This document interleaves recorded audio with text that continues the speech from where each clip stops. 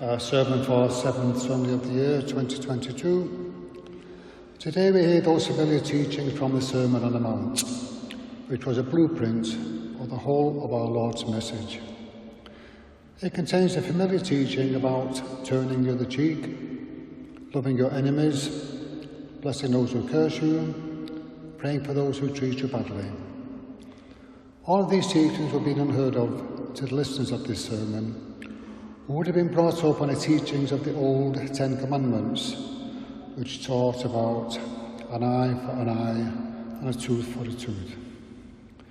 This teaching, even today, challenges us to re-evaluate how we deal with everyday infringements on our liberty and integrity.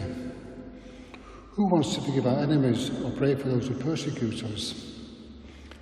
Many of the martyrs who died for the faith said at the moment of their death that they forgive the perpetrators for what they were doing. The most famous one of all being our Lord, who said at the crucifixion, "Father, forgive them, for they know not what they do."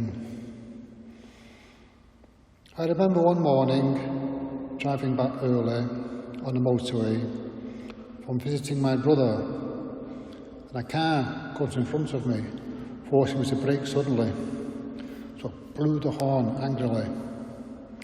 But the offending car braked and started to reverse back towards me at high speed.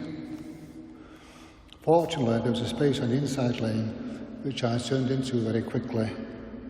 Then I thought to myself, I won't do that again. He's crazy.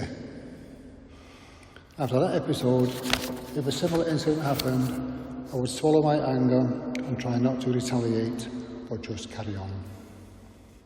So there's sometimes a practical reason for not getting angry and for forgiving others.